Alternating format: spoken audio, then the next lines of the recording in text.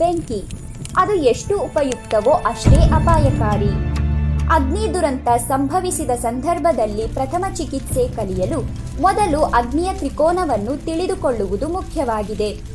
ಏಕೆಂದರೆ ಈ ತ್ರಿಕೋನವು ಪೂರ್ಣಗೊಂಡಾಗ ಮಾತ್ರ ಬೆಂಕಿ ಹೊತ್ತಿಕೊಳ್ಳುತ್ತದೆ ಮತ್ತು ಅದರ ಯಾವುದೇ ಭಾಗ ಕಡಿತಗೊಂಡಾಗ ಬೆಂಕಿ ನಂದಿ ಹೋಗುತ್ತದೆ.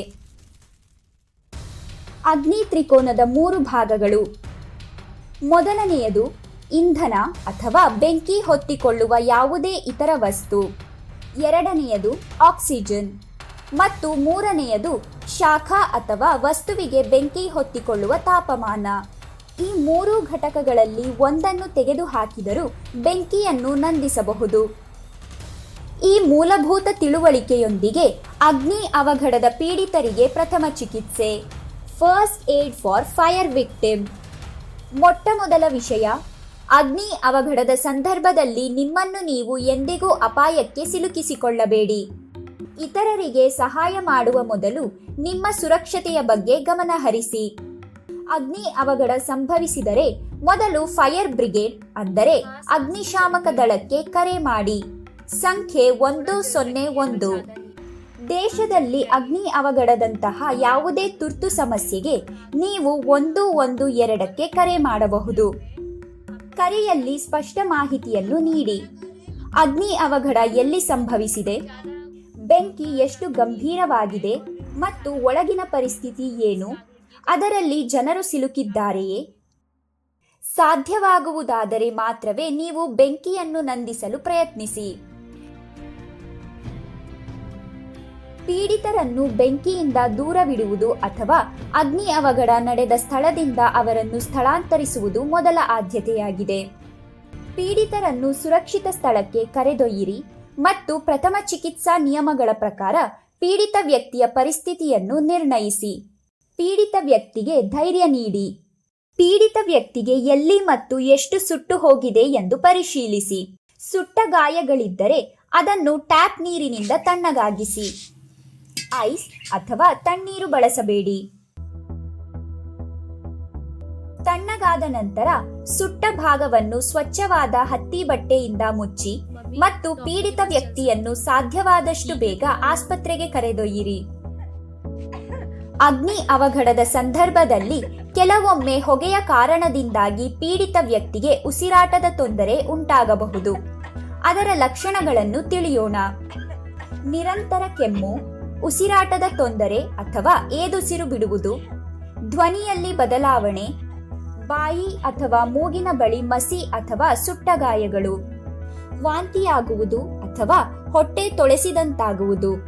ಪೀಡಿತ ವ್ಯಕ್ತಿಯ ನಾಡಿ ಮಿಡಿತ ಸಿಗದಿದ್ದರೆ ಅಥವಾ ಅವರು ಉಸಿರಾಡುತ್ತಿಲ್ಲದಿದ್ದರೆ ನೀವು ಆಂಬ್ಯುಲೆನ್ಸ್ಗಾಗಿ ಕಾಯುತ್ತಿರುವಾಗ ಸಿಪಿಆರ್ ಪ್ರಾರಂಭಿಸಿ. ಸಿಪಿಆರ್ ಜೀವ ಉಳಿಸುವ ಪ್ರಕ್ರಿಯೆಯಾಗಿದೆ. ಮೊಣಕೈಗಳನ್ನು ನೇರವಾಗಿ ಇಟ್ಟುಕೊಂಡು ಎದೆಯ ಮೇಲಿನ ಭಾಗವನ್ನು ಕೆಳಕ್ಕೆ ತಳ್ಳಿರಿ. ಸಿಪಿಆರ್ ಕಲಿಯಲು ನೀವು ಈ ಸರಣಿಯಲ್ಲಿನ ವಿಡಿಯೋವನ್ನು ವೀಕ್ಷಿಸಬಹುದು. ಅಗ್ನಿ ಅವಘಡವು ಒಂದು ಗಂಭೀರವಾದ ದುರ್ಘಟನೆಯಾಗಿದೆ. ವ್ಯಕ್ತಿ ಆಘಾತಕ್ಕೊಳಗಾಗಿರಬಹುದು. ಇದರ ಲಕ್ಷಣಗಳು ಚಡಪಡಿಕೆ, ಗೊಂದಲಕ್ಕೊಳಗಾಗುವುದು, ಅಂದರೆ ಅವರು ಎಲ್ಲಿದ್ದಾರೆ ಅಥವಾ ಏನಾಯಿತು ಎಂಬುದನ್ನು ಅರ್ಥ ಮಾಡಿಕೊಳ್ಳಲು ಸಾಧ್ಯವಾಗದಿರುವುದು, ಉಸಿರಾಟದ ತೊಂದರೆ, ದುರ್ಬಲ ನಾಡಿ ಮಿಡಿತ, ಬಿಳುಚಿಕೊಳ್ಳುವಿಕೆ. ಈ ಯಾವುದೇ ಲಕ್ಷಣಗಳು ಕಂಡುಬಂದರೆ ಪೀಡಿತ ವ್ಯಕ್ತಿಯನ್ನು ತೆರೆದ ಪ್ರದೇಶಕ್ಕೆ ಕರೆದೊಯ್ಯಿರಿ. ಅವರನ್ನು ಮಲಗಿಸಿ, ಅವರ ಕಾಲುಗಳನ್ನು ಸ್ವಲ್ಪ ಮೇಲಕ್ಕೆತ್ತಿ. ಪೀಡಿತ ವ್ಯಕ್ತಿ ತಣ್ಣಗಾಗದಂತೆ ಕಂಬಳಿಯಿಂದ ಮುಚ್ಚಿ. ಪೀಡಿತ ವ್ಯಕ್ತಿಯನ್ನು ಸಾಧ್ಯವಾದಷ್ಟು ಬೇಗ ವೈದ್ಯರಿಂದ ಪರೀಕ್ಷಿಸಿ.